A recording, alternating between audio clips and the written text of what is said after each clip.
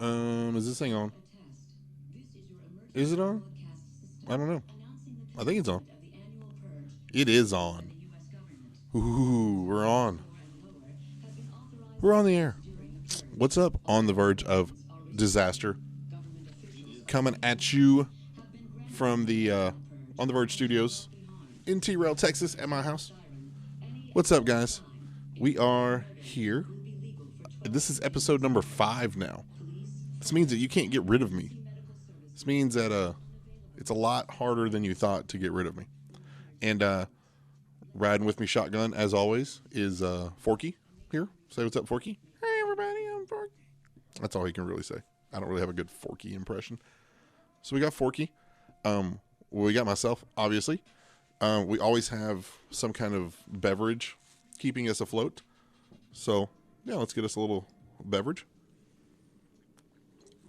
So what's up, everybody? I know March. I don't even know what month we're. March 25th, 2020. And I was trying to get a movie for you guys, and it just didn't work out the way I thought it was going to work out. But that's okay, because I've got something better than a movie. We are doing the best of Jackass. If you don't know the show Jackass, you might be too young for it. Definitely check it out. Let's give you a little clip of Jackass right now. Bam! Some Jackass for you right there. We just stole this off of YouTube. That's okay. They'll be all right. So, in this particular clip here, Mr. Knoxville is in a tree, and I believe he's dressed as Santa Claus. And he's going to come crashing down any second now. So, yeah, you might even be getting the sound of this right now, which I think you are. But that's cool. We're just going to play random videos since... Oh, that hurt. It's like a whole compilation videos of jackassery. We'll watch this one real quick, too. Needless to say, these guys love to hit each other in the nether regions. Steve-O's about to get popped with this little T-ball. It's like you hit it, and then the ball hits... Well, technically, it's supposed to just swing back around to where you can hit it again and work on your batting. But it's going to bust Steve-O here in the junk. Oh, here it comes. Here it comes. Oh! Painful. Any of you that have ever had testicular issues, you will know that that hurts. But it's fun. Why not? Why not share that with the world tonight? So, here we are. We are hanging out. Like I said, it is the 25th of March, and we're still here. Coronavirus, whatever day this is of quarantine. In my city, I believe it's the first night of whatever where they tell me I have to stay in all night, and I can't go anywhere, and I can only go get food and drugs, whatever. Anyways, shout out to my mom and dad. 48 years ago today, they got married. Let's think about that for just a minute. 48 years they've been married, and they are 68 years old. They're both 68 years old. So, what does that say? I mean, what does that say about them? They've been married a long time. They've been married since they were 20 years old. So, that's a testament to people. People don't do that anymore. You know, people are our parents' age. Yeah, people are grandparents' age. But, I mean, that's just something to shoot for, right? That's something to swing for the fences. That means you've succeeded and you've failed as a couple and you've rebuilt and you've kissed and made up a billion times. So that's something to be proud of. Shout out to them. They have produced 3 wonderful children. 2 of us are great. The other one, me, we're still working on it. We're still working on our greatness. But either way, shout out to them. Bunch of grandkids. How many grandkids are there? There's 5, 6 grandkids over the 3 kids. No great grandkids yet. We're going to hold off on that. But yeah, shout out to them. And, you know, it does, like I said, it really is a testament to anybody to be together that long and to tolerate each other that long. Now, a short story. I believe it was my parents' 45th anniversary. We all went to dinner. You know, all the family, the grandkids, the kids. And then afterwards, me and Myrna wanted to take my parents to the casino because they love going to the casino. So we're like, hey, let's go to the casino. Yeah, let's go. Mom wanted to go. Mom loves going to the casino. And Dad's like, no, I'm going to stay home. We're like, come on, Dad, let's go to the casino. He's like, no, I've been waiting 45 years to sleep in the bed by myself. No, I'm going to go ahead and stay here and sleep. And he slept. He went and stayed and slept on his 45th anniversary. And Mom went to the casino and probably won some money. So just shout out to them. Love them. Love you guys. Proud of you guys. Let's talk about all this coronavirus, all this quarantining that's been going on. I've had to teach my kid. I've helped be teacher, because the school's just like, here's a curriculum that we kind of have for your child, but your child is 6, so there's really not much of a curriculum we can give you for them. So we've been given a schedule, and we kind of have a schedule for them, and we have a routine of what we do, and there's like a point system where you can win stickers and all that. It's all great stuff. But I'm learning that I'm just not that great of a teacher. And my kid is way smarter than me. We have been having fun with PE. He technically has like a PE period and like a recess period. So we've had fun doing that. We've been going on walks, and we did some workout today. We were doing jumping jacks and push-ups and lunges and all that stuff. That was cool. He's full of energy. We were at the park and he was running, and he busted his butt, man, good. He skid that knee and skinned that knee all up, and he's a heavy kid. I mean, he's not a fat kid by any means. He's a big kid. So we're like on the other end of the park. We're on the complete opposite side of where we needed to be. And he's like, Dad, can you carry me? It's like, no, I cannot carry you. I love you, buddy, but I cannot carry you. But he survived. He's good. But no, like they have like sight words when they're kindergarten. They have sight words that they're trying to learn, basic words to read. And, they still have activities that they have to do. And, you're trying to teach them adjectives and adverbs and basic math. And man, you're just like, wow. There really is a lot that goes into a day. And my kid is a planner.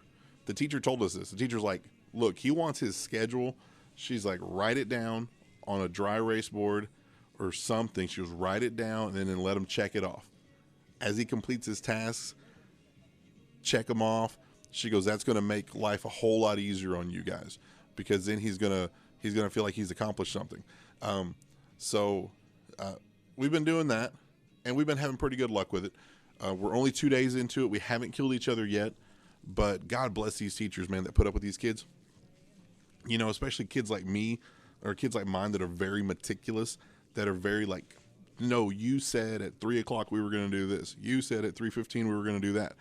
Because the first thing he's going to ask you is, what time is it? And you tell him 3:20, and he's going to say, well, at 3:15 we're supposed to be doing this. So why the hell are we not doing it? We're 5 minutes past due. And I'm not going to lose my 5 minutes. We better go 5 minutes over to make up for the 5 minutes I lost because we started late. I nicknamed him Quality Assurance a very long time ago.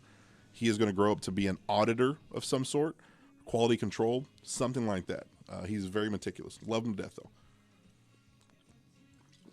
So yeah, throw your teacher a gift card, throw some massage package, something, a spa day, something when you get back, because man, they really do put up with a lot of junk. So just thought I'd tell you guys that so far 2 days of parent teaching. It's not going horrible, but I think I could be doing better. So I'm gonna keep working on it. I'm striving to get better, striving to have a better game plan for him. He's definitely keeping me on my toes. So here's another one, mowing the yard. So I've been able to mow the yard myself more now that I've, not been around anything as much. I've been having to stay home, but doing more yard work. So, today I got the lawnmower and I started mowing, and I got probably, 3/4, maybe 7/8. That's technically the same thing. Almost the whole front yard done. And then Myrna, my girl, was like, "Hey, I need to go to work. I need to." She's technically working from home, but she had to go. She's a big boss. She had to go and fix something with their system, with their remote system. So she's like, "I gotta go. The system's down. I gotta go up there and I gotta reset everything." Okay, but I've been doing yard work. She's like, "Well, Andrew will be fine. He's just hanging out in the living room." And it's like, I'm not that kind of parent. I'm like, no, no, I gotta go inside with him. So I'm all hot and sweaty, and I go inside. And I'm sitting there and I'm staring at the yard and I'm like, I didn't finish it. And then I'm looking at the backyard and I'm like, I didn't finish that. And it's really, it's kind of irked me just a little bit. I'm one of those people that it does bother me when I don't have it completely done, at least when in my head I wanted to do it. And I even went as far as saying, okay, I'm not going to take a shower. I'm not going to do anything. I'm just going to hang out. And when she gets back, I'm going to get back at it. Well, she ended up getting back later. So by then it's dinner time and all that. So now all I've done is I've been stinky for the last couple of hours. And I've smelled like, I don't know if you do yard work, you end up getting that gasoline smell on your hands. And I don't care how many times you wash your hands, that gasoline smell doesn't go away until you really get in there and scrub and take a shower. So I've had that like musty gasoline, like yard worker smell all day. And I'm definitely in need of a shower. I'll tell you that much. I do not recommend hanging out with me right now. I definitely need a shower. So when we get done, I'm taking a shower. But yeah, I mean, any of you guys ever have that where you're working on something and it doesn't even have to be yard work, but you're just working on something and you really want to get it done and then it doesn't get done and then it almost drives you a little neurotic that you can't get it done. I mean, I'm like that. I really, and it's weird because it's not on every project, but it's on projects that I feel are important. Now, if it's a project you throw at me, I don't care. It's just like, whatever. But if it's a project that I've put upon myself, I cannot let it go. And like I won't sleep. Now tonight I'll just be like, oh, I gotta fix this. And then I get to that other extreme where it's just like, screw it. It'll just grow back and I'll do it another day. I'll do it all. It's really weird. I can't just come back and half-ass it. In my opinion, it's not half-assed, but to me it feels like it because I've already half-assed it once. So I don't know. That's where we're at on the yard work. But I'm glad to be able to do some yard work. We've actually had some nice weather here in Texas, and we can do yard work. Now, it sucks because we have a coronavirus and we can't go anywhere. Technically, we really shouldn't be going too much outside to do anything. We got to be socially distant from everybody. But, yeah, I mean, it does suck that the weather's beautiful and we're just sitting here. Ooh, that was loud. So, we got this little thing we've been doing the last couple of weeks. Couple episodes. Scary stories. This book here. Let's show the book. This book here. Ghost Stories of Terrell, Texas. Check it out. So I've been going through these chapters. I've been reading these things for the first time with you guys. Some of it's pretty freaky. Again, I grew up in this town. I live in this town now. A lot of these places I am aware of, but I don't know most of the history of these places. So this is really freaky to me. It's freaky enough to where my girl said, do not tell me anything. Do not read it to me. I don't want to know about it. She goes, I've gone this whole life of mine without knowing some of these little secrets. I don't care to know now. So I haven't been telling her. But some of these have been giving me the willies. So let's slow it down here for a second. Let's quiet it down. And we're going to spook it up just a little bit. Let's see here. Ooh, there's our scary music. Ooh, there's our scary music. Ooh, there's our scary lights. Bam. And I'm an ugly mother, so it's even scarier. Okay. This one is called the British Flying Training School. Here's a quote here. The popular notion that ghosts are likely to be seen in a graveyard is not borne out by physical research. A haunting ghost usually haunts a place that a person lived in or frequented in while alive. Only a gravedigger's ghost would be likely to haunt a graveyard. That's from John Alexander of Ghosts. Here it is. The number one British flying training school in Tyrol was the first training school of its kind. During World War II, RAF flight schools in Europe were being bombed under the hands of the Nazis. The situation was so bleak that in 1941, the United States Army Air Corps opened 7 training facilities across the United States for young fighter pilots to train without the fear of being attacked. Young men came to the United States through Canada, cloaked in darkness, wearing civilian clothing. Most were as young as 18 years old, only children frightened. They were entering a completely foreign country where everyone was a stranger, and the culture of their land was no longer existed. And the cultures of their land no longer existed. They could never be sure of their own family's safety back home. Food rationing was severe. Some came malnourished and thin. However, when they arrived and lined up for breakfast that next morning, they found a man standing behind the chow line who asked if they wanted bacon with their eggs. Coming from almost inhumane conditions caused by battle, these young men became brothers, and the next 6 months were the best times of their lives. During the week, the cadets trained rigorously, learning incredible maneuvers and feats of skill in small airplanes. When they were not in the air, they spent long hours in the classroom learning the intricate skills of operating aircraft and how to battle their invaders. Those lessons would be challenged when they returned home to fight a dirty war with an uncertain outcome. They began their training in Stearman PT-17s, open cockpit biplanes, and then they advanced to more sophisticated Harver AT-6s. The training was stressful, and lives, including their own, depended on it. The freedom of their country depended on it. These young men would be heroes. Out of 2,200 trainees, both instructors and cadets of the school lost a total of 24 lives. 20 of the lives lost currently lie in a memorial plot dedicated to them in the Oakwood Cemetery on Moore Avenue. The small plot of land holding these graves is recognized as a little bit of England. Today, men and women from all over the world make the pilgrimage to the city of Tyrol to honor these young men every year. On the weekends, the cadets stepped into town and enjoyed dances, parties, Sunday family dinners, and other events hosted by Tyrol residents. The Bass Rutledge drugstore soda shop was a favorite hangout. Many cadets had rooms in the homes of Tyrol residents dedicated solely to them. Members of the community would adopt a soldier every 6 months just to supply a weekend reprieve from life in the barracks. They met young ladies, made new friends, and had a wonderful time. It was a small escape for those who might die in the war fighting for the freedom of their country.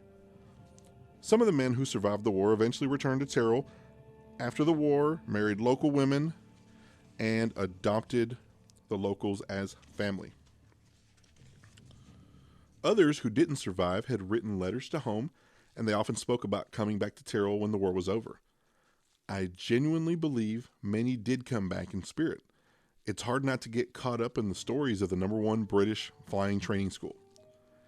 Yearly, there are remembrance ceremonies at the cemetery. People will attest they feel the boys standing beside them. Some say they sense eyes being cast upon them during ceremonies, as though they are watching themselves being honored for their bravery. At the site of the school, 2 original hangars still stand, currently being leased by private businesses. Fragments of the airstrip are still identifiable. Recently, the museum discovered both a Boeing AT-6 and a Stearman PT-17 that were used at the school. The museum holds many artifacts from the school and photographs of all the classes. One of the largest displays is a map of Texas with Great Britain superimposed over it, with London and Tyrol sharing the same point. I have been told that when conditions are exactly right, you can hear young men's voices and laughter floating on the wind as you stand outside the museum. Directly in front of the museum is the airfield, which was once home to the barracks and the school. If you are fortunate enough to catch this phenomenon, there is no need to be afraid. It is merely the young cadets who left their imprints of joy and camaraderie on the soil, rock, and stone. It is our record player of the past, and it plays on a loop for us to enjoy today. It is the legacy of the young, brave soldiers having the time of their lives left for us so that we do not forget their sacrifice. The boys loved this place and they loved each other as brothers in the war. Remembrance ceremonies are held at the cemetery each Memorial and Veterans Day. You can learn more about these events, the museum, and the cadets of the #1 British Flying Training School at bftsmuseum.org. Visitors are welcome and donations are highly appreciated. Admission is free. Now, you know what? I dig that one. That's like the unscariest ghost story so far. Let's get some music or a light back on here. Okay, that's the unscariest story so far. So I can dig that. I'm okay with that. You know, these guys were brave young men that came here from a foreign land to a foreign place. And, you know, obviously we all spoke English because they were from Britain, but they got to train and they learned to fight on these awesome airplanes, you know, and if the ghosts are just running around having a good time, I'm okay with that. It's the ones that start bothering people that really freak me out. The ones that are kind of jerks, you know, disgruntled, like overworked, underpaid. These guys seem like they had a good time. These guys seem like they were grateful, and their ghosts are coming back to be like, hey, this is where we had the most fun in our lives before we went and died in war. So, hey, thanks for having us. We appreciate you. So I can dig those guys. So, yeah, those aren't very scary. I'm cool with that. Once again, the book here is The Ghost Stories of Terrell, Texas. And I'm just going to keep reading you guys excerpts from this book. I mean, we've got many, many chapters to go. So we will continue this till we run out. Then maybe we'll find another scary book to talk about, or maybe another kind of book to talk about. So that wraps up Scary Story Time. Let's keep this party rolling just for a few more minutes. So again, we're still dealing with obviously the coronavirus, the shutdowns, and all that good stuff. There was an article I was reading about what is considered an essential business. And that was a pretty interesting article because all these businesses, if it's a local municipality that has these shutdowns, you can request an exemption. So my whole thing is, how easy is it to get an exemption? Whose pocket do you have to pad to get that exemption? To where he's like, hey man, I'm just going to like shoot you a couple grand and you're going to let me keep my store intact. I mean, like, you know, how does that work? So I don't know. It is what it is. Let's go back over here to Jackass while we're talking for a minute. Bam! This one's Bungee Boogie. Ooh, that doesn't feel good. So let's I've been trying to give a coronavirus tip of the day. I've been trying to do that for the last couple episodes. So let's keep that going. Let's talk about the tip of the day. Now this one here is a little interesting. I don't make these up, granted. I find these on the internet. So somebody has already taken these ideas from me. All I'm doing is relaying them to the people of the world. So the one for today is, when you go to the store, basically practice social distance, men, by walking around with a stiffy. And make eye contact continuously. Because it's going to make people awkward in many ways. It's going to make you feel awkward in many ways. So they'll stay away from you. You won't have to worry about them coming near you, and you definitely won't want to go near them. Now, I think if you wanted to go one step further, if a woman were to walk around with a stiffy, that would probably like really send some weird looks to people, and they would definitely keep their distance. Oh, that was a good one. So that is your coronavirus social distancing tip of the night. So I think that's going to wrap us up for this evening. We've done 5 episodes now. Each one is unique in its own way, but I think each one is a success in its own way. And I think they're all failures in their own way as well. So, thanks for having me. Thanks for sticking around. Thanks for being here. Let's shout out to the sponsor, Young Ideas Dish. And Gary Young, he's not just a dish provider, but he is one of the biggest dish providers in America. But he also provides portable internet service, temporary internet service.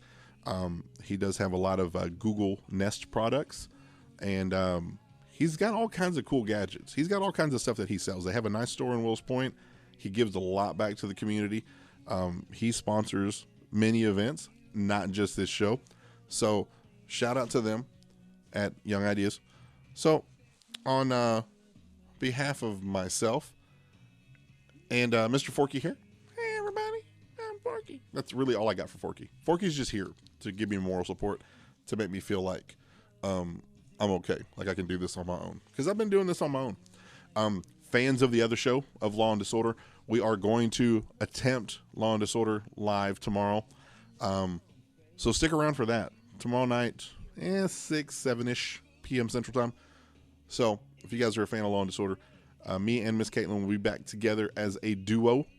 So stick around for that. But in the meantime, if we got anybody that wants to come on the show, that wants to be on the Verge of Disaster, they want to promote anything, you got a band, you're a musician, you're an artist, DJ, you got a business, whatever you want to do, give me a shout out here on the Facebook page, facebook.com/onthevergedfw. And you can also email me on thevergedfw@gmail.com. I'd love to be here to promote you guys during our time of need. That's what's going to keep our world sticking a little smaller and keeping us all a little tighter. So on behalf of myself and Forky here, I am Sergio. This is On the Verge of Disaster, and we will talk next time.